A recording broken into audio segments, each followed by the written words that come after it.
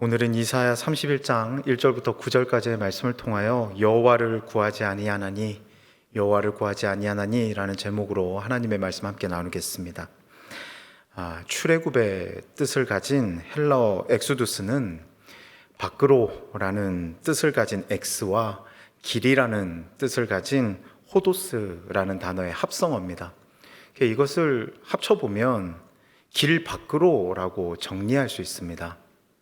그렇게 구약 속 이스라엘 백성의 출애굽은 애굽이라는 익숙한 길에서 하나님께서 허락하신 가나안이라는 익숙하지 않은 길을 향한 믿음의 모험의 여정을 담고 있는 것이 이 출애굽 내용입니다.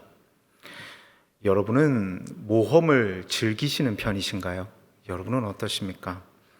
모험의 뜻을 살펴보니까 위험을 무릅쓰고 어떤 일을 함이라고 정의되어 있습니다.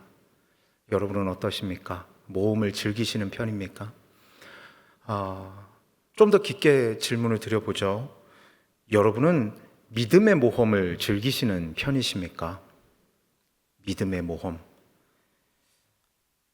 앞에서 이야기한 모험이라는 것이 위험을 무릅쓰고 어떤 일을 하는 것이 모험이라면, 믿음의 모험이라는 것은 하나님과 함께 어떤 어려운 일을, 위험스러운 일을 감당하는 것, 그것이 바로 믿음의 모험이라고 정의할 수 있을 텐데요. 여러분은 하나님과 함께 어려운 일을 잘 감당하시는 편이십니까? 그렇지 못하신 편입니까? 오늘 본문의 내용은 풍전등화와 같은 상황에 놓인 남유다 이스라엘 백성의 모습을 기록합니다. 온전치 못한 이스라엘 백성을 징벌하시기 위해 하나님은 그 도구로 아수르라는 강대국을 선택하셨는데요. 이 아수르라는 나라의 침공에 남유다는 말 그대로 풍전등화의 상황에 놓이게 되었고, 이 상황을 타개하기 위한 이스라엘 백성의 선택을 오늘 본문 1절은 명확하게 정리해주고 있습니다. 본문 1절을 한번 보시죠. 도움을 구하러 애굽으로 내려가는 자들은 화 있을진저.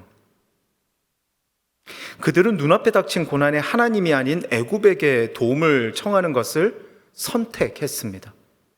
그런데 문제는 그들이 이제까지 자신의 조상들에게 분명히 일하셨고, 그리고 자신들과도 함께 하시며, 무엇보다 하나님이 누구인지를 모르는 백성이 아니었다라는 것입니다. 하나님이 어떤 분인지를 온전히 믿지는 못하지만 어렴풋이라도 알고 있는 이들이 아수르의 침공을 앞둔 이 이스라엘 백성들의 모습이었다라는 것입니다. 그런데 그럼에도 불구하고 그들이 한 선택은 무엇입니까? 자신들을 보호할 대상으로 애굽이라는 또 다른 강대국을 선택했다라는 것이죠. 이스라엘 백성들의 선택은 참 쉽습니다. 자신들을 침공한 아수르에 필적할 만한 또 다른 힘을 가진 나라가 있는지 그들은 살펴보았을 것입니다. 대적할 만한 또 다른 힘이 어디에 있을까? 둘러보는 겁니다. 이 애굽을 생각하여 그들은 애굽이라는 나라를 선택했습니다. 그리고 그들에게 도움을 요청한 겁니다. 여러분, 이 상황들을 보면 절차적인 하자도 없습니다. 굉장히 상식적이고 어떻게 보면 효율적이기도 합니다.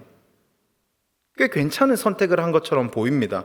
그런데 사랑하는 성도 여러분, 쉬운 길을 택하는 것이 나쁜 것은 아니지만 쉬운 길을 있다고 하나님을 선택하지 않는 것이 문제인 겁니다. 쉬운 길을 선택하는 게 나쁜 건 아닙니다. 그런데 쉬운 길이 있다고 하나님이라는 것을 무시해버리고 잊어버리는 것, 그것이 잘못됐다라는 것입니다. 성도님들과 함께 본문 1절을 우리 한 번 더 한 목소리로 읽기 원하는데요. 우리 한 목소리로 함께 읽겠습니다. 도움을 구하러 애굽으로 내려가는 자들은 화 있을진저. 그들은 말을 의지하며 병거의 많음과 마병의 심히 강함을 의지하고 이스라엘의 거룩하신 이를 앙모하지 아니하며 여호와를 구하지 아니하나니. 본문 1절은 애굽으로 내려갔다, 이꼬르 여호와를 구하지 아니했다 라고 정리합니다. 우리의 모습에서 본문 속 남유다와 같은 모습, 여호와를 구하지 아니하는 모습, 그리고 그들과 같은 선택, 곧 하나님이 아닌 내게 익숙한 것을 선택함이 있지는 않은지 점검해 볼 필요가 있습니다. 출애굽기 4장 10절입니다. 결국은 출애굽의 지도자로 쓰임받은 모세였지만 그 또한 처음 하나님의 뜻을 전해 들었을 때는 쉬운 것을 선택하고 쉬운 것을 의지하려 했던 사람이었음을 우리는 이 10절의 말씀을 통해서 발견해낼 수 있는데요. 10절의 말씀 보시죠. 모세가 여호와께 아뢰되 오 주여 나는 본래 말을 잘하지 못하는 자니이다. 주께서 주의 종에게 명령하신 후에도 역시 그러하니 나는 입이 뻣뻣하고 혀가 둔한 자니이다. 하나님께서 모세를 부르셔서 이스라엘 백성을 애굽에서 이끌어내라라고 하셨을 때 모세는 하나님 저는 말을 잘하지 못합니다 라고 거절의 의사를 표현합니다. 전 말 잘 못해요.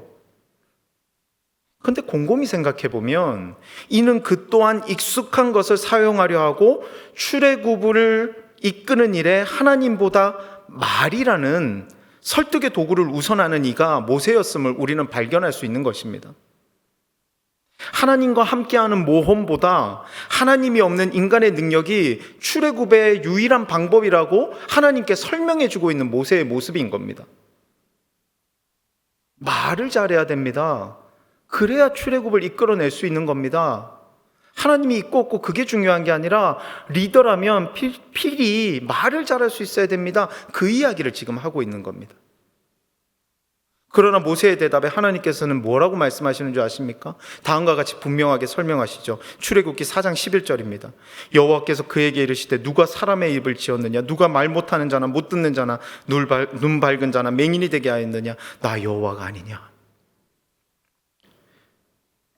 모세의 입장에서 출애굽을 이끌라는 것은 꽤 껄끄러운 일이었을 겁니다. 애국 공주의 양자였지만 도망자 신세가 되어서 이제까지 살아왔고 더군다나 애굽의 바로와 대면해야 하는 것 이 자체가 굉장히 껄끄럽고 어떻게 보면 모험입니다. 위험한 일을 해야 되는 것이니까 그의 상황은 지금 모험을 해야 되는 상황인 것입니다. 그런데 그는 무엇을 선택하냐면 회피라는 쉬운 길을 선택하며 모험을 거부하는데요. 그러나 하나님은 그럼에도 불구하고 하나님을 의지하며 구하는 모험을 선택할 것을 11절을 통해서 요구하시는 겁니다. 쉬운 쪽으로 가겠습니다. 나 하기 싫습니다. 아니라니까. 나와 함께 하면 된다니까. 힘들어 보여도 나랑 같이 모험하자라고 하나님께서 모세에게 말씀하시는 겁니다. 어느 날 한 어린아이가 마당에서 큰 돌을 옮기려고 막 애쓰고 있는 겁니다. 낑낑대고 있어요. 아이는 힘껏 밀고 당겼지만 돌은 꿈쩍도 하지 않는 겁니다. 이를 지켜보던 아버지가 아이에게 물어봤습니다. 아들아, 너는 이 돌을 옮기기 위해서 할 수 있는 모든 힘을 다 쏟았니? 할 수 있는 모든 것을 다 했니? 아이가 이제 씩씩하게 대답하는 거죠. 네 아빠, 저는 힘을 다해서 열심히 해봤어요. 그런데 잘 안 돼요. 너무너무 해봤지만 잘 안 되네요. 이야기했어요. 그러자 아버지가 미소를 지으면서 이야기하는 거예요. 아니, 아직 내가 할 수 있는 걸 다 해보지 않았어. 너 아빠한테 부탁하지 않았잖아 라고 이야기하는 거예요. 그렇게 이야기하고 아이는 그제서야 깨닫고 멍해있는데 아버지가 그 돌을 들어서 옮겨는 걸 보여주는 거죠. 이야기 속 어린아이의 모습에서 방금 나누었던 모세의 모습이 발견되지 않습니까? 이야기 속 모습에서 저와 여러분의 모습은 대입되지 않습니까? 하나님께서 옆에 계심에도 나를 우상 삼고 다른 무언가를 우상 삼는 모습이 우리 가운데 있지 않더냐라는 겁니다. 아빠가 있음에도 구하지 않는 어린아이도 어리석지만 하나님이 계심에도 구하지 않는 나 또한 어리석음은 마찬가지입니다. 그런데 방금 나눈 모세와 이스라엘 백성, 어린아이와 같은 그런 모습에 반대되는 모습도 성경에는 가득 담겨 있는데요. 곧 하나님을 찾고 구하는 믿음의 모험을 선택해서 결국은 하나님의 은혜를 경험하는 사람들의 이야기도 성경 속에는 곳곳에 등장합니다. 누가복음 19장 8절을 한번 보시죠. 삭개오가 서서 주께 여짜오되 주여 보시옵소서 내 소유의 절반을 가난한 자들에게 주겠사오며 만일 누구의 것을 속여 빼앗은 일이 있으면 내 갑절이나 갚겠나이다. 예수님을 만난 후 자신의 모든 것을 나누어 주고 내가 이제까지 사기친 것이 있다면 그것의 4배를 갚겠다는 삭개오의 결단에는 분명 모험이 담겨 있습니다. 왜 그러냐면 이제껏 모으는 것에만 편안함을 느꼈던 사람입니다. 사기치고 그래갖고 돈 얻어내고 부를 쌓아가고 이러는 것이 익숙하고 편했던 사람입니다.